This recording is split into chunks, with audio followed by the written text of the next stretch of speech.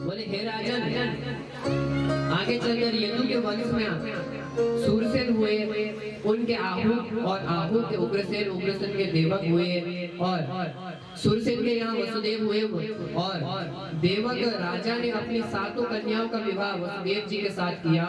पौरवी, रोहिणी, भद्रा, मदिरा, रोचना, एला, देवकी, रोहिणी आदि।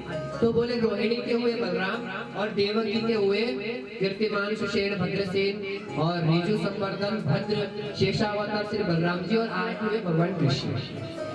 भगवान कृष्ण मथुरा में पैदा हुए, गोकुल में गए, वहाँ पे लीलाएं रची, मथुरा में आए, कंस को मारा, और उसके बाद द्वारिका नगरी बिठाई, और सारे पांडवों के जितने भी अश्वमेध यज्ञ थे उनको किया, महाभारत युद्ध कराया, भूमि का भार हार दिया, और फिर भगवान भागवत में विलीन हो गए। बोले बाल कृष्ण लाल की जय।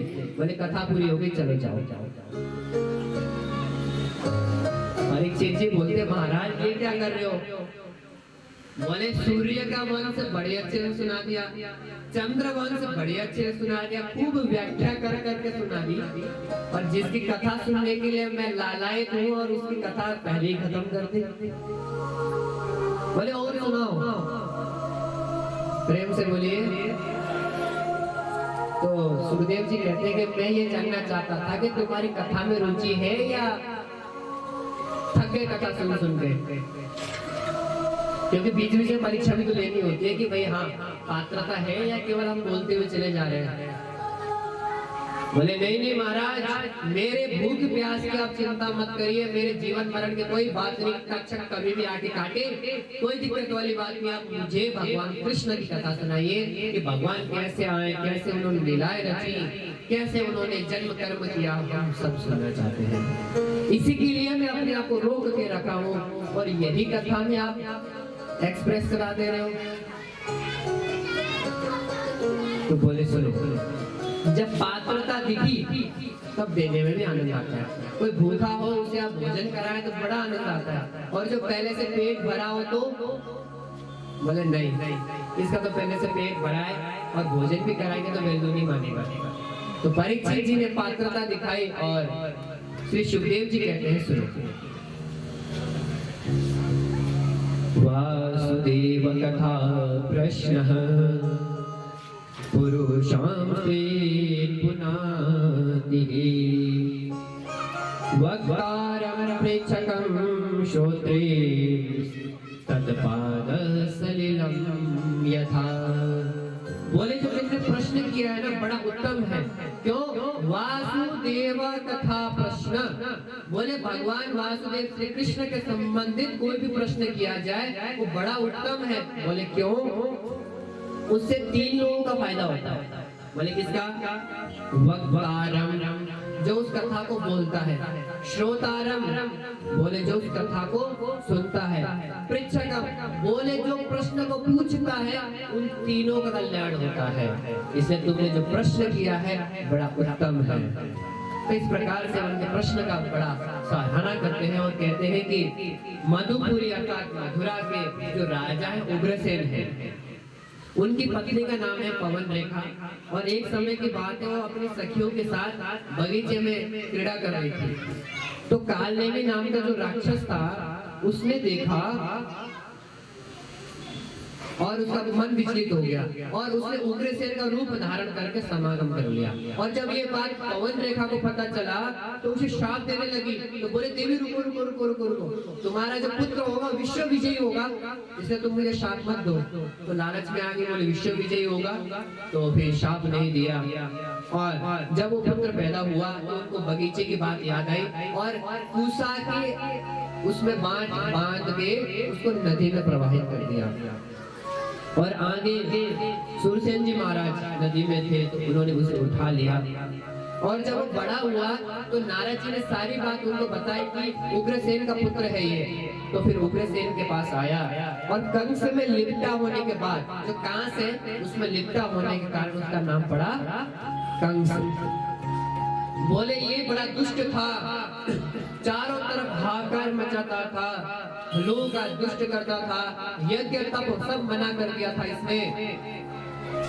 चारों तरफ अत्याचार फैलाया। तो ये अत्याचार को देखकर पृथ्वी का मन भर गया और भगवान के पास गई स्तुति करने, प्रभु मेरा भार उतारिए, अन्यथा मैं भी अपने प्राणों को छोड़ देती हूँ। तो भगवान बोले चिंता मत करो, मैं तुम्हारा भार हरण करने के लिए जरूर आऊंगा। क्यों?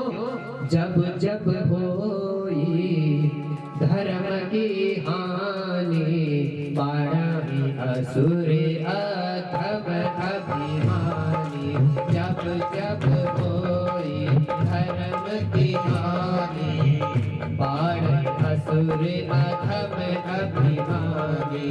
तब तब प्रभु धरी मनुज शरीरा, हरहि कृपा निधि सज्जन पीरा, हरहि कृपा निधि सज्जन पीरा।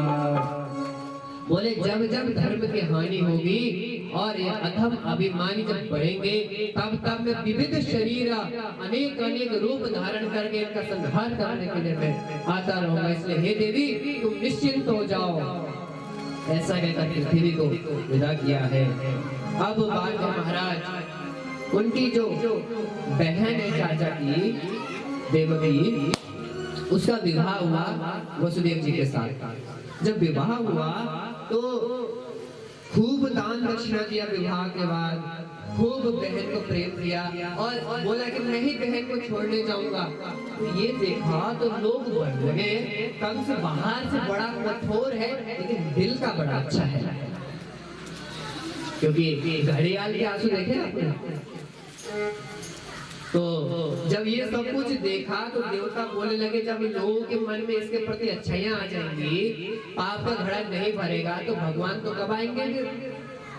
तो फिर भगवान का हल्लाने के लिए अवतार देवताओं ने एक चाल चली और उन्होंने कहा आकाशवाणी करी और आकाशवाणी में कहा अस्यास्त्वामष्टमो गर्भो हन्तायाम वहसे बुधः। बोले जिस बहन को तुम रथ में लेके जा रहे हो इसी का 8वां पुत्र गर्भ तुम्हारा विनाशक होगा, तुम्हारा हत्यारा होगा। और जैसे ये बात सुनी कि इसका पुत्र मेरा हत्या करेगा तो वैसे ही बाहर उतरा और बाल खींचते हुए नीचे उतरा और खड़े निकाला और मारने वाला था। वसुदेव जी बोले भैया रुक जाओ रुक जाओ। बोले इसने क्या किया, तुम्हारा कुछ बिगाड़ा है क्या? सुनो मृत्युर्जन्म बताओ मेरा देहे न सहजायते, अद्य वापशतान्ति वा मृत्युर्वै प्राणिनां ध्रुवा। बोले जब व्यक्ति जन्म लेता है उसी दिन उसके मरने के दिन निश्चित होते हैं। जन्म के दिन ही मरण का दिन लेके आता है और सुख दुख जो भी सब अपने आप ही लेके आता है। कब मरना है, क्या करना है, किसको दुख मिलना है वो लिख के आता है। तो इसमें क्या गलती इसकी? बोले नहीं नहीं ये गलती हो चलो ये तो मानिए। लोग देख रहे बोले हम तो उसको बहुत अच्छा सोच रहे थे, अब पता चला इसका वास्तविक स्वरूप वास्तव में क्रूर है। वसुदेव जी बोलने का अब कैसे बचाना तो पड़ेगा। बोले तुम्हें मेरे ऊपर भरोसा है ना? मैंने हाँ। ये बताओ इसके गर्भ से तुम्हें समस्या है या इससे? बोले इसके गर्भ से। बोले इससे तो कोई नहीं है। बोले नहीं।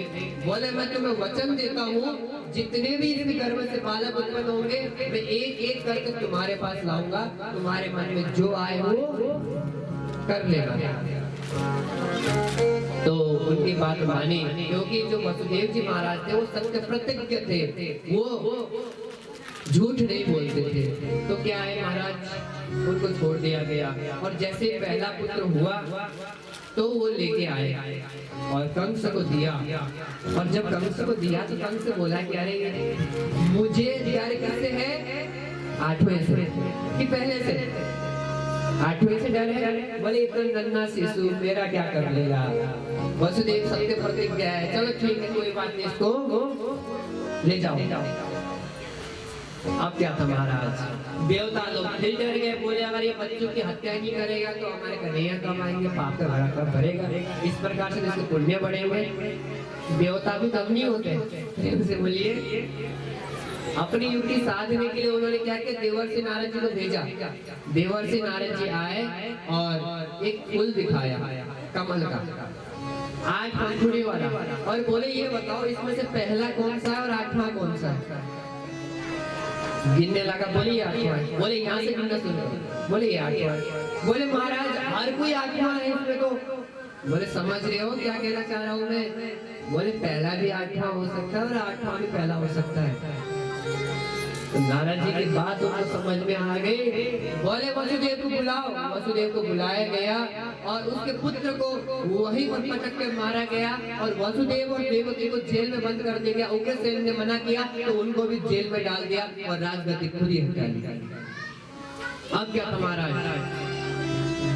दूसरा हुआ, उसको भी मारा। तीसरा, चौथा, पांचवा, छठा, अब सातवें की बारी थी। तो सातवें में से साक्षात शेष भगवान आए। अब भगवान सोच रहे हैं कि भैया अगर ये कंस ने अगर मेरे दाऊ दादा को मारना चाहा तो उसी समय मार देंगे, खेल खत्म। अब क्या किया जाए? तो उन्होंने योग माया को बुलाया। बोले हे देवी, देवत्या जठरे गर्भम शेषाख्यम भागमामकम तत्सन्निकृष्य रोहिण्या उदरे सन्निवेशय। बोले आठवें गर्भ में मेरे शेष अनुसार श्री बलदाऊ जी वहां पर आए हैं, उनको कर्षण करके रोहिणी के गर्भ में डाल दिया। तो बोले अगर तुम ऐसा करोगी तो तुम्हें अलग अलग नामों से तुम जानी जाओगे। दुर्गेति, भद्रकालेति, विजया, वैष्णवेति।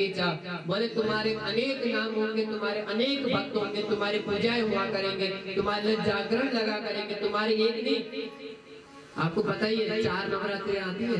कृष्ण जी का जन्म एक ही बार आता है, नवरात्रि 4 बार आती है। 2 गुप्त और 2 सामने दिखती है ना। तो बोले कि देवी तुम जगत पूज्य होगी, तुम ये काम कर दो। तो फिर भगवान के कथन अनुसार योग माया ने योग बल से आकर्षण करके जो 7वां गर्भ था उसको रोहिणी के गर्भ में परिणत कर दिया और बलदाऊ जी उधर से उत्पन्न हुए हैं। और इधर देखा था कि बोले इनका पुत्र नहीं हुआ। बोले गर्भ स्खलन हो गया, गर्भ स्खलन हो गया। बोले ऐसा नहीं हो सकता। बोले ढूंढो कहीं छुपाया होगा पक्का। तो बोले नहीं कुछ छुड़ा नहीं, हमने देखा है महाराज, कोई आया नहीं, कोई गया नहीं, इनका गर्भ सलाम हुआ है। बोले चलो ठीक है, अब हुआ होगा, अब क्या कर सकते हैं महाराज, देख कोई नहीं रहा है। अब बात थी 8वें गर्भ की। अब समय आया भगवान का माँ देवकी के गर्भ में आने का।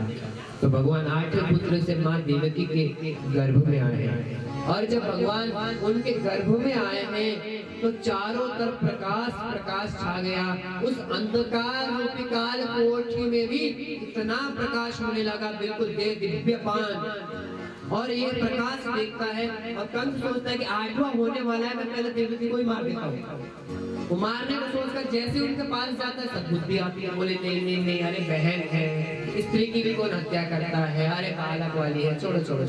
और जैसे दूर आता है फिर कुबुद्धि जागृत होती है, फिर मारने के लिए जाता है।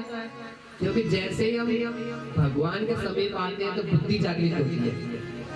जैसे आप लोगों ने देखा होगा कई बार आपके मन में उग्रता आ रही हो, क्रोध आ रहा हो और आप मंदिर चले जाए तो क्या होता है, मन शांत हो जाता है थोड़ी देर में। और मंदिर से फिर घर की तरफ आए, फिर सासू बोलेगी बेटी ये काम तो नहीं किया, गड़बड़ किया है, फिर वही चेहरा याद, फिर काली का रूप धारण। तो इसी प्रकार से बार कंस आता जाता रहा और फिर बोला कि चलो छोड़ो बच्चे को ही मारेंगे। तो चला गया और देवताओं ने देखा कि अरे भगवान वहाँ आए हैं, उनको स्वागत तो करना है। तो आते हैं और सभी देवी देवता आते कृष्णा शरणागतम कृष्णा स्वागतम कृष्णा सुस्वागतम कृष्णा सत्यम सत्य परम सत्यम सत्यस्य योनिमेतं सत्ये सत्यं सत्यमृत सत्यने सत्यात्मकं तं शरणं प्रपन्नं। स्वागतं कृष्णा सुस्वागतम कृष्णा स्वागतम कृष्णा स्वागतम कृष्णा।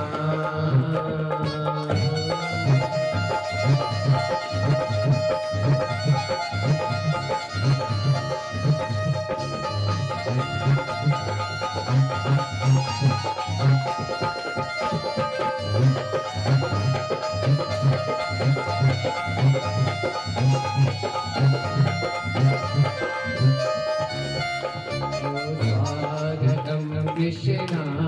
सभी स्मरण करते हुए गर्भ स्तुति हो रही है, क्योंकि जब गर्भ में भगवान है तो उनको बुलाने के लिए, उनका स्वागत करने के लिए सभी देवी देवता आए हैं। तो हम भी स्वागत करते हैं। स्वागतम कृष्णा, शरणागतम कृष्णा, स्वागतं कृष्णा, स्वागतं कृष्णा, सुस्वागतम कृष्णा, शरणागतम कृष्णा, सुस्वागतम कृष्णा। बोले भगवान कृष्ण लाल की। तो ब्रह्मा जी आदि सभी देवी देवता आके कहते हैं, प्रभु सत्यव्रतम सत्य परम त्रिसत्यम, सत्य से योनिम निहितम च सत्ये, सत्य सत्यमृत सत्य नेत्रम, सत्यात्मकम त्वं शरणम प्रपन्नामि। उनको केवल सत्य नाम से पुकारा गया है। हे प्रभु, आप सत्य संकल्प हैं, सत्य ही आपकी प्राप्ति का श्रेष्ठ साधन है। हे प्रभु, सृष्टि के पूर्व, सृष्टि के पश्चात केवल आप ही सत्य रूप से विराजमान होते हैं। हे प्रभु, पृथ्वी जल तेज वायु आकाश सब में आपकी सत्ता है। हे प्रभु, केवल आप ही सत्य स्वरूप हैं। हे प्रभु, यदि कोई भी व्यक्ति आपको स्मरण करता है और आपका चिंतन करता है तो आपके जो चरण है वो नौका के समान है भव सागर पार करने के लिए। हे प्रभु, आप इस जगत में आइए, आप इस पृथ्वी में स्वागत है। तो इस प्रकार से सभी देवी देवता भगवान की स्तुति करते हैं और स्तुति करके वो अपने अपने स्थान पर चले जाते हैं।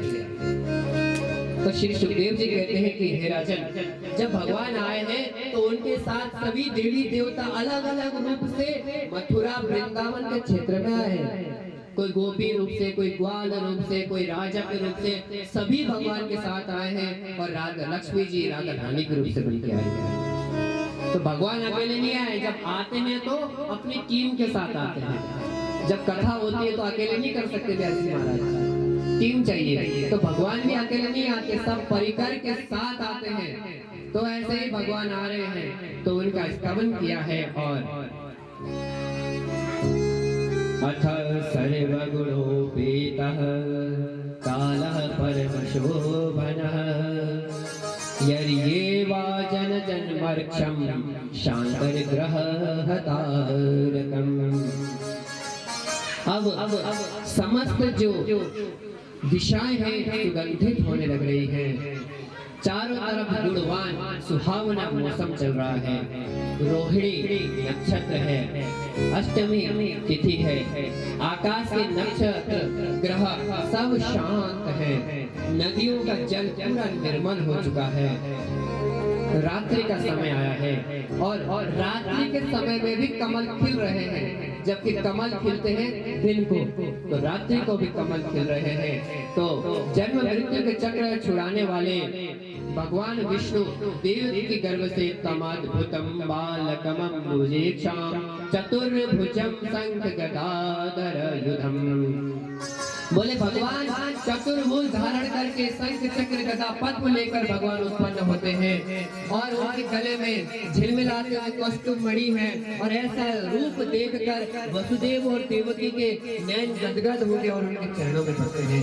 और वसुदेव जी कहते हैं, विदितोऽसि भगवान साक्षात् पुरुषः प्रकृतिः परः, वेलाव केवलानो भगवानन्द सर्वबुद्धिधे। मैं समझ गया कि आप ही परमात्मा है, आप ही परमेश्वर हैं। हे प्रभु, आप ही पुरुषोत्तम हैं। आप हमारे ऊपर दया, हमारे ऊपर कृपा करने के लिए आप आए हैं। इस प्रकार से वो उनका स्तवन करते हैं। और भगवान कहते हैं कि हे वसुदेव, हे देवकी, आप पहले जब आप कृष्ण गर्भ और सुतपा नाम के प्रजापति थे तो आप लोगों ने मेरा चिंतन किया था, मेरी तपस्या करी थी और मुझे प्रसन्न किया था और वर मांगा था कि आपके समान पुत्र चाहिए। तो आप सरसी खोजो कहाँ जाए, नृपतव तनय होहि में आए। बोले मैं कहाँ अपनी तरफ खोजने जाता, केवल मेरी तरह तो नहीं हो सकता हूँ। तो बोले इसीलिए मैं आया और सबसे पहले मैंने कृष्ण गर्भ नाम से आपके वहां से अवतार लिया था और दूसरे जन्म में आप कश्यप थे और आप अदिति थी, तो मैंने उस समय वामन रूप से अवतार लिया था। हे माता, इस समय आप वसुदेव रूप से हैं और आप देवकी के रूप से हैं और मैंने आपसे कृष्ण रूप से अवतार लिया है। मैंने चतुर्भुज रूप इसलिए दिखाया है कि आपको भरोसा हो जाए कि मैं धरती में आ गया हूँ। अब मैं बालक बनूंगा तो आप मुझे यहाँ से नंद जी के भवन में लेके जाना और वहां पर एक कन्या है, उन कन्या को उठा के लेके आना। तो उन्होंने वो सब कहा और माता पुनि बोली सोमति डोली तजहु तात यह रूपा की जैसे सुलीला अति प्रिय शीला यह सुख परम अनूपा। बोले कि हे प्रभु सब ठीक है, आप जल्दी से आप बच्चे बन जाओ, क्योंकि ये बड़ा रूप तो हमने देख लिया, इसमें हमें कोई स्नेह नहीं आ रहा है। आप जल्दी से ये चतुर्भुज छोड़कर आप बालक बन जाओ। और जैसे उन्होंने कहा तो उस समय भादो मास पक्ष अंधियारा नखत रोहिणी दिन बुधवारा तिथि अष्टमी रोहिणी अंधियारे ने अंधियारा रिम झिम बरसत मेघ अपारा। बोले अष्टमी तिथि भादो मास दिन बुधवार रिम झिम बरस रहे थे मेघ सनई सनई और भगवान उस समय अपने आप को बालक रूप से पैदा करते हैं और बोलिए श्री बाल कृष्ण भगवान की। और जैसे भगवान बालक रूप से होते हैं तो वैसे ही सारे के सारे फाटक खुल जाते हैं और वसुदेव जी को टोकरी में डालते हैं और लेके जाते हैं। और लेके जब जा रहे होते हैं तो मार्ग में यमुना जी आती हैं और यमुना जी देखते हैं अरे ये तो मेरे प्रियतम है, तो प्रियतम के स्पर्श के लिए ऊपर चढ़ने लगी। भगवान बोले अरे मेरे पिताजी है ये, इनको दुबाओगी क्या? और जैसे चल चलते मुंह पर बोल गया ये तो मेरे ससुर जी हैं। तो भगवान ने अपना पैर टोकरी से बाहर निकाला, तो टोकरी से बाहर निकाला और अपना चरण उनके स्पर्श कराया। बोले नीचे जाओ, पिताजी है तो जाने का मार्ग दो भाई। तो उन्होंने मार्ग दिया है गंगा यमुना जी बिल्कुल नीचे घट रही है और शेषनाग जी पीछे से आए हैं और उनके लिए छत्र बने, क्योंकि रिमझिम मेघ बरस रहा है और सनी सनी गर्जना हो रही है, बादल धीरे धीरे गर्जन कर रहे हैं, उत्सव मना रहे हैं, मंद सुगंध वायु चल रही है, सारे पुष्पों की जो वायु थी वो प्रवाहित हो रही है, मानो प्रकृति भगवान का स्वागत करने के लिए वहां पर बिल्कुल बीच गई है। चारों तरफ रात्रि में फूल गिरे हैं और उनके यहाँ पर पूरा मार्ग सुगम बनाया है।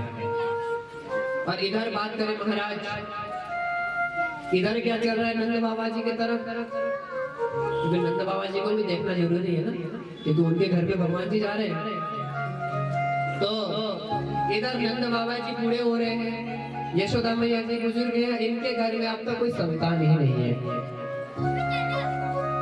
अब सारी सुख सुविधाएं हैं, 9 लाख गैया है, सब है, लेकिन संतान न होने के कारण बड़े दुखी रहते हैं। एक दिन की बात है कि संत महात्मा आए और महाराज क्या था उनका स्वागत किया गया और खूब माल दुआ दिया गया, दान दक्षिणा दिया गया। बोले पुत्रवान भवा। बोले महाराज ये क्या कर रहे हो, बुढ़ापा आ गया, अब तक तो कोई संतान नहीं, अब कहाँ से आप आशीर्वाद दे रहे हो?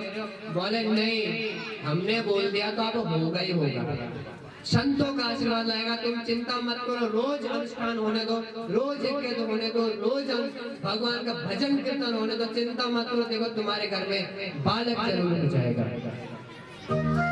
अब क्या था महाराज, संतों का भजन कीर्तन जोर जरा से चलने लगा, चारों तरफ जब भी देखा जाए संत महात्मा बोलने लगे अभी कुछ हुआ क्या? बोले अब है कुछ ना भयो। चारों तरफ आनंद छा गया है और करते करते समय आया और जब माँ यशोदा दिखने लगी गर्भिणी, तो बोले अरे ये सब हमारे तपस्या हमारे आशीर्वाद का फल है, हमारे आशीर्वाद का फल है। तो बोले अच्छा केवल तुम्हारा, हम जो तब कर रहे हैं उसका क्या। तो इधर बिल्कुल नंद बाबा जब भी बच्चे के बारे में बात किया जाए तो चेहरे मुस्कुराहट छूट जाती थी। अरे बुजुर्ग है फिर भी, अरे युवा तो चाहिए, अरे पुत्र आएगा मैं पिता बनूंगा, खूब आनंदित होते, प्रसन्नित होते और प्रफुल्लित होकर उधर नंद बाबा बिल्कुल उधर दान दक्षिणा करते हैं ब्राह्मणों को। और इधर जब वसुदेव जी महाराज रात्रि को पहुंचते हैं और उस दिन जो यशोदा माँ है उनके गर्भ से कन्या ने जन्म लिया था, तो रात्रि के समय में क्योंकि भगवान कृष्ण साथ में है, दरवाजे खोलने नहीं पड़ते, ऑटोमेटिक खुल जाते हैं। तो भगवान के वहां पर प्रवेश कर दरवाजे खुल गए हैं, तो उन्होंने भगवान कृष्ण को वहां पर रखा है। तब नंद बाबा के घर जाकर लाला को तुरंत सुलाया है। माया की कन्या सोती थी, फिर उसको तुरंत उठाया है। वापस लौटते मथुरा आए, बंदी घर वैसा ही पाया है।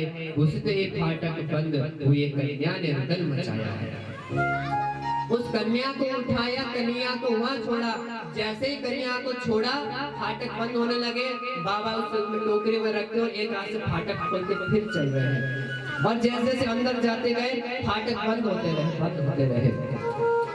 सुखदेव जी कहते हैं, राजन जब व्यक्ति कन्या को छोड़कर माया को ग्रहण कर लेता है तो सारे के सारे रास्ते बंद होने लगते हैं। अगर नारायण के साथ हो रहे तो सारे रास्ते खुलने लग जाते हैं। तो इसलिए नारायण को पकड़ो ना, माया लक्ष्मी सब अपने साथ आती रहेंगी। तो इधर प्रातः काल हुआ है और नंद बाबा जी उधर ऋषियों के साथ बैठे हुए हैं और उनकी बहन आई हुई थी नंद बाबा की। और बोले अभय भाइयों क्या, अभी बोलते ना कुछ हुआ कि नहीं हुआ ब्रज भाषा में। बोले अभय कुछ नहीं भाई, तो करते करते थोड़ा सा प्रातः काल होता है तो बोले कि खुशखबरी है, सुनो सुनो सुनो। बोले बताओ। बोले ऐसे नहीं बताऊंगी, पहले 9 लाख भर दो।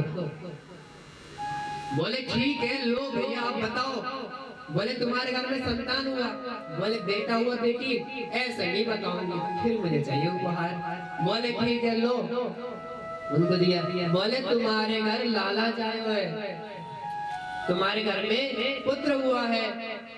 तो जैसे पुत्र हुआ सुना तो नंद बाबा ने चारों तरफ में लोगों को दान दक्षिणा बांटनी शुरू करी, क्योंकि जब तक नालक छेदन नहीं होता है तब तक सूतक नहीं लगता है। खूब दान दक्षिणा दे सकते हैं और इधर वो दान दक्षिणा देने लगते हैं और उत्सव मनाने लगते हैं। अब आपके और हमारे मध्य भी बाल गोपाल जी उपस्थित होने वाले हैं, तो बिल्कुल दमदार तरीके से नाचते हुए झूमते हुए उनका हम स्वागत करने वाले हैं। और जो बाकी कथाएं हैं वो कथा कल होगी। तो आइए आप लोगों के मध्य, हमारे मध्य, क्योंकि बाल गोपाल जी आए हुए हैं पालकी में और बिल्कुल, तो आइए आप और हम मिलकर कन्या का स्वागत करते हैं। तो नंद जी के अंगना में बज रही आज बधाई, अंगना में बज रही आज बधाई। नंद जी के अंगना में बज रही आज बधाई। नंद जी के अंगना में बज रही आज बधाई।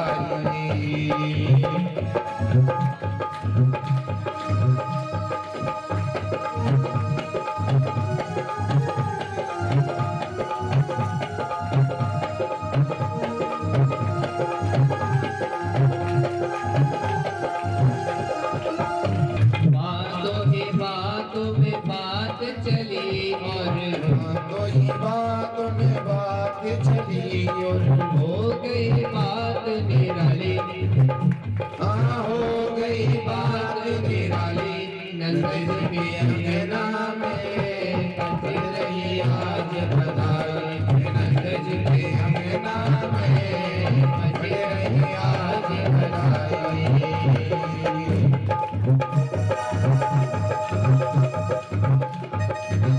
बाल गोपाल आने वाले हैं, फूलों के साथ हमें उनका स्वागत करना है, क्योंकि नंद बाबा यशोदा जी चारों तरफ से मोती हीरे जवाहरात का वर्षा कर रहे हैं। करते हुए नंद गोपाल का स्वागत और जन्मोत्सव मनाए जा रहे हैं। बोले सखी सोने के में आई, यशोदा मैया दे बधाई। लल्ला की सोने के में आई,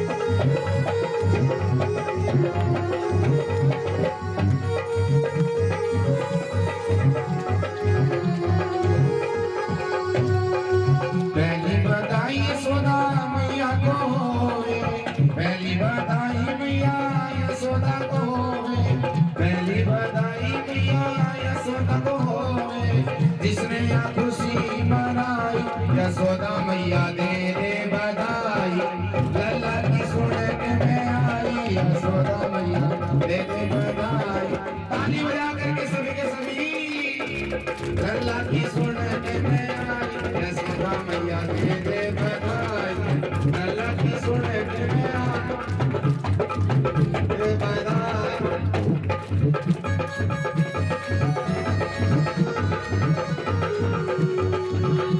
घूमते हुए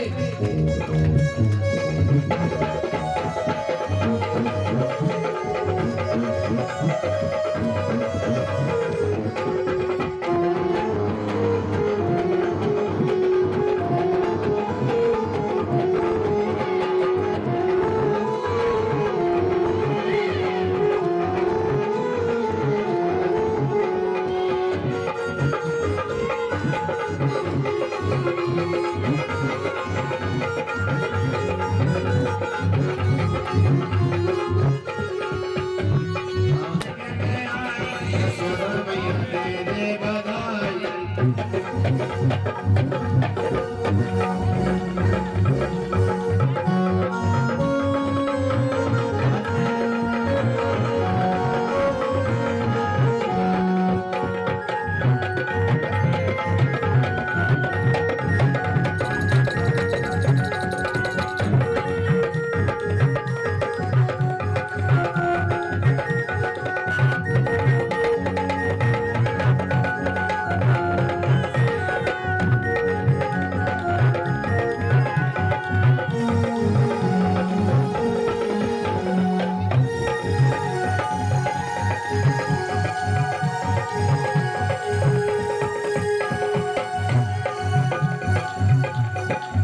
एक बधाई आचार्य को होवे, एक बधाई व्यास जी को होवे, एक बधाई व्यास जी को होवे, जिसने यह कथा सुनाई, यशोदा मैया की को बधाई, लल्ला की सुनने में आई, यशोदा मैया दे दे बधाई, दे दे बधाई मुझे दे दे बधाई, दे दे बधाई मुझे दे दे बधाई, लल्ला की सुनने में आई, यशोदा मैया दे दे बधाई।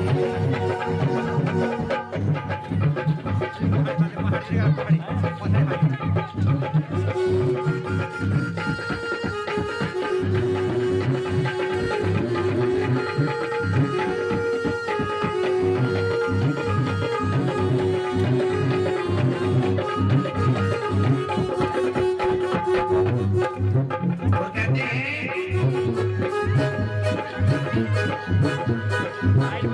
जरा इतना बता दे काला, तेरा रंग काला क्यों?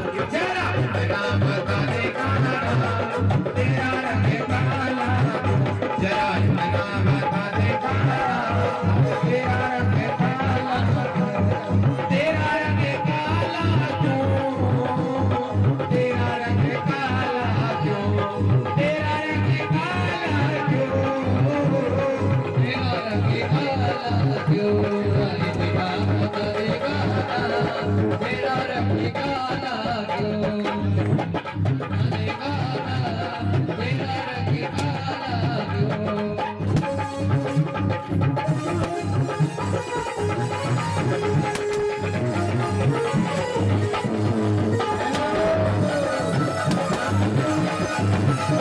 काला क्यों?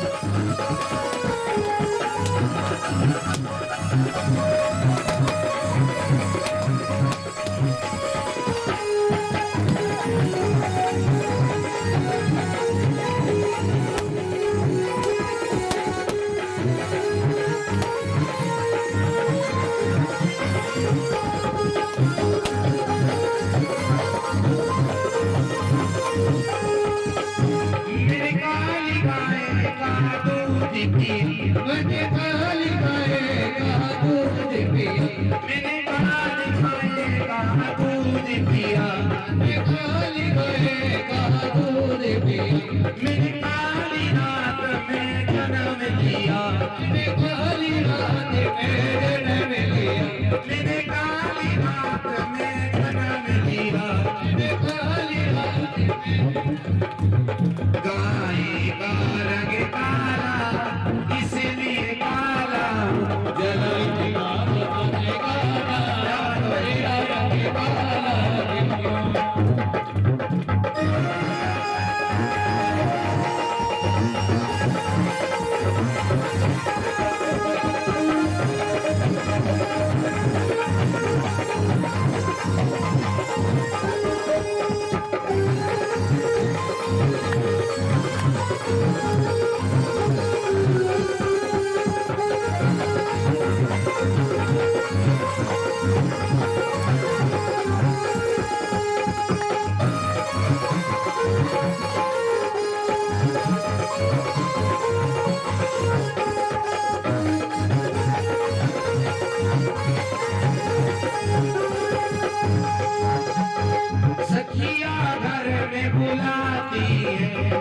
सखिया घर में बुलाती है, सखी रोज घर में बुलाती है, सखी रोज घर में बुलाती है, और माखन बहुत खिलाती है, और माखन बहुत खिलाती है।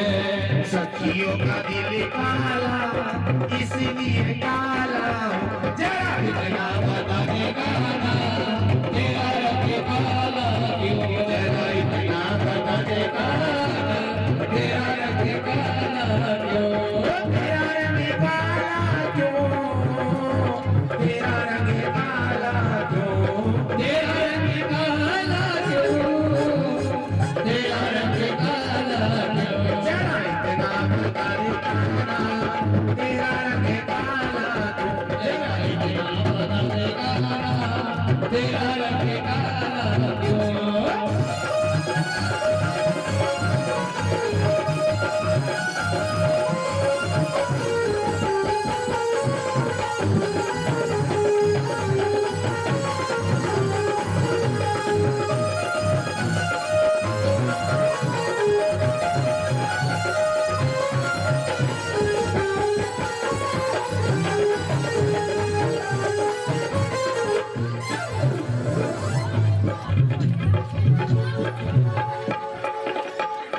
बोले सच्चे दरबार की जय।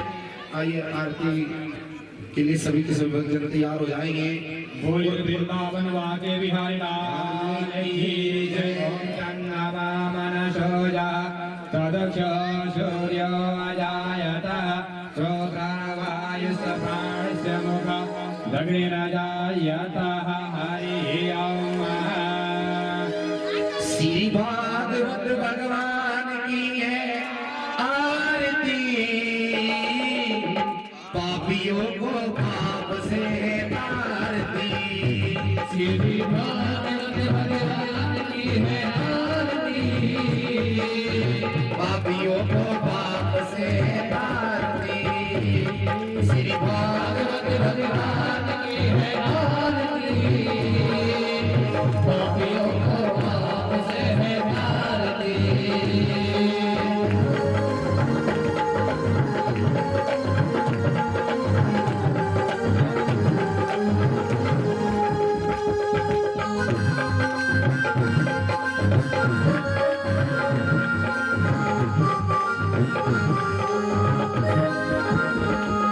ये अमर करती ये मुक्ति बनती ये पंचम वेद निराला है, नव ज्योत जगाने वाला है। नव ज्योत जगाने वाला है, नव ज्योत जगाने वाला है। ये अमर करती ये मुक्ति बनती ये पंचम वेद निराला है, नव ज्योत जगाने वाला है। नव ज्योत जगाने वाला है, नव ज्योत जगाने वाला है। हरि नाम यही, हरि नाम यही, हरि नाम यही, हरि नाम यही, हरि नाम यही, हरि नाम यही, हरि नाम यही, हरि नाम यही।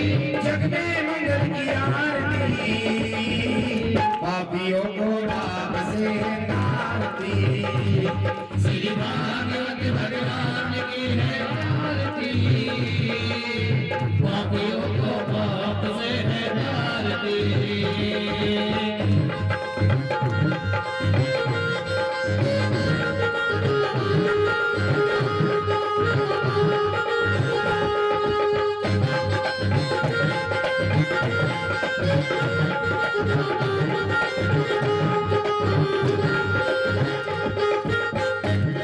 ये शांति गीत पावन पुनीत पापों को मिटाने वाला है, हरिदर्श कराने वाला है। हरिदर्श कराने वाला है, हरिदर्श कराने वाला है। ये शांति गीत पावन पुनीत पापों को मिटाने वाला है, हरिदर्श कराने वाला है, हरिदर्श कराने वाला है। ये दुख करनी है सुख करनी, ये दुख हरनी है सुख करनी, दुख करनी है सुख करनी, है सुख करनी। श्री मधुसूदन की आरती, पापियों को पाप से तारती। श्री भागवत भगवान की है आरती, पापियों को पाप से है तारती।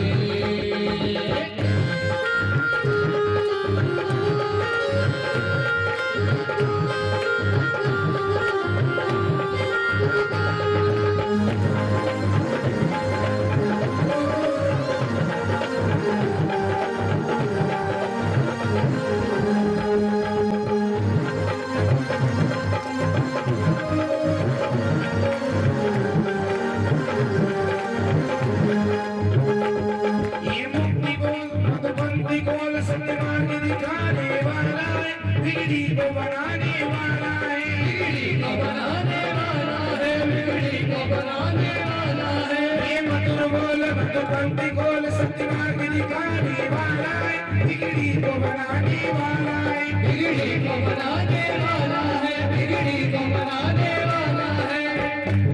श्री राम यही घनश्याम यही, राम यही घनश्याम यही, श्री राम यही घनश्याम यही, श्री राम यही घनश्याम यही।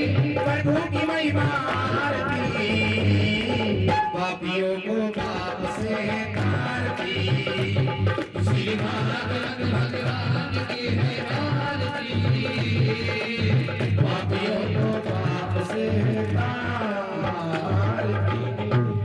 ओम त्वमेव माता च पिता त्वमेव त्वमेव बन्धु च सखा त्वमेव त्वमेव विद्या द्रविणं त्वमेव त्वमेव सर्वं मम देवदेव कर्पूरगौरं करुणावतारं संसारसारं भुजगेन्द्रहारं सदा वसन्तं हृदयारविन्दे भवं भवानी सहितं नमामि नीलाम्बुजश्यामलकोमलाङ्गं सीताशमारोपितवामभागं पाणौ महाशायकचारुचापं नमामि रामं रघुवंशनाथं मनोजवं मारुततुल्यवेगं जितेन्द्रियं बुद्धिमतां वरेशं वातात्मजं वानरयूथमुख्यं श्रीरामदूतं शरणं प्रपद्ये श्रीरामदूतं शरणं प्रपद्ये। हरि ओम ओम आरतिकं सिद्धिगणम हरि ओम पात्रमधिकं तोयं भ्रामितं केशवोपरि अंगलग्नमनुष्याणां सर्वपापो व्यपोहतु सर्वकष्टो व्यपोहति। हरि ओम हस्तो पुष्पं गृहीत्वा मन्त्रपुष्पाञ्जलिः हरि ओम ओम जगेन यज्ञमाय जन्तदेवास्तानि धर्माणि प्रथमान्यासन्नः देहनाकं महिमानः सजं तत्र पूर्वे शाद्यः सन्ति देवः। हरि ओम राजाधिराजाय परसै साहिने नमो वयं वसुनाय गुरुमये समे कामाय मह्यं कामेश्वरो वै शरणो ददातु कुबेराय वैश्वराय महाराजाय नमः। ओम स्वस्ति साम्राज्यं भोज्यं स्वराज्यं वैराज्यं परमेष्ठ्यं राज्यं महाराजमाधिपत्यमयं समन्तप्रियाय स्यात् सार्वभौमः सर्वयोषा अन्तादात्प्रार्धै समुद्रपर्यन्तय एकराडिति तदप्य श्लोको भिगितो मरुत परिवेशारो मृतस्य वसन्गिरि आवितस्य काकविश्वे देवासवहति। ओम विश्व तस्सुरुता विश्वतो मुप विश्वतो बाहुत विश्वतस्पातः संबाहुव्यं नमति पदत्रये ध्यावः भूमिधर्यं देवैकः। हरि ओम एकदन्ताय विद्महे भगतुण्डाय धीमहि तन्नो दन्तिः प्रचोदयात्। हरि ओम वेदान्तनाथाय विद्महे हिरण्यगर्भाय धीमहि तन्नो ब्रह्मः प्रचोदयात्। हरि ओम नारायणाय विद्महे वासुदेवाय धीमहि तन्नो विष्णुः प्रचोदयात्। हरि ओम तत्पुरुषाय विद्महे महादेवाय धीमहि तन्नो रुद्रः प्रचोदयात्। हरि ओम कात्यायनी च विद्महे कन्याकुमारी च धीमहि तन्नो दुर्गे प्रचोदयात्। हरि ओम महालक्ष्मी च विद्महे विष्णुपत्न्यै च धीमहि तन्नो लक्ष्मी प्रचोदयात्। हरि ओम नंदनंदनाय च विद्महे राधिका वल्लभाय धीमहि तन्नो श्रीकृष्णः प्रचोदयात्। हरि ओम अंधनिषुताय च विद्महे वायुपुत्राय धीमहि तन्नो हनुमन्त प्रचोदयात्। सेवन्तिकावकुलचम्पकपाटलाब्धै पुन्नागजातिकरवीररशालपुष्पै बिल्वाप्रवारतुलसीदलमञ्जरीभिः त्वां पूजयामि जगति स्वरमे प्रसीद। नानासुगन्धपुष्पाणि यथा कालोद्भवानितः पुष्पाञ्जलिर्मया दत्त्वा गृह्णां परमेश्वरः। दिव्यमन्त्रपुष्पाञ्जलि समर्पयामि नमः। बोले गणपति महाराज की जय, शंकर भगवान की जगदम्बा मैया की जय। बोलिए श्रीमद्भागवत महापुराण की जय। बोलिए ईश्वरनंदन भगवान की जय। वृंदावन वाके बिहारी लाल लाल की जय, व्यास जी महाराज की जय, सुखदेव जी महाराज की जय। जय जय श्री राधे, जय जय श्री राधे, जय जय श्री राधे श्याम। धर्म की अधर्म का नाश हो, प्राणियों में विश्व का कल्याण हो, गौ माता की सेवा हो, गंगा मैया की सेवा हो, सत्य सनातन धर्म की जय। नमो पार्वती पतय हर हर महादेव शंभो। परिक्रमा करेंगे। ये दीर्घानि प्रचरन्तु शिखहस्तानि गंगिणः ते भागं सहस्रयोजने वदन्वाणि तन्वसी। भगवान को प्रणाम करेंगे। हरि ओम आभ्यादीनि शरीरण मनसा च निराधया कुर्यान्नार्तिनामाश त्वं जीवां शरदां शताम्। आरती से कहेंगे ओम पापोहं पापकर्माहं पापात्मा पापसंभव त्रयीमां पुंडरीकाक्ष्यो सर्वपापो हरो भव। गतं पापं गतं दुःखं गतं दारिद्र्यमेव च आगता सुख संपत्ति पुण्योहं तव दर्शनात्, पुण्योहं तव दर्शनात्। प्रमदात्मतां कर्म प्रतिवेता दुरेश्वर स्मृणादेव तद्विष्णु संपूर्णं स्यादिति श्रुति। ऐश्वर्यता मोक्ता तपो यज्ञ क्रियादिषु न्यूनं संप्रदां याति सद्वन्दे तमच्युतं। जय जय श्री राधे।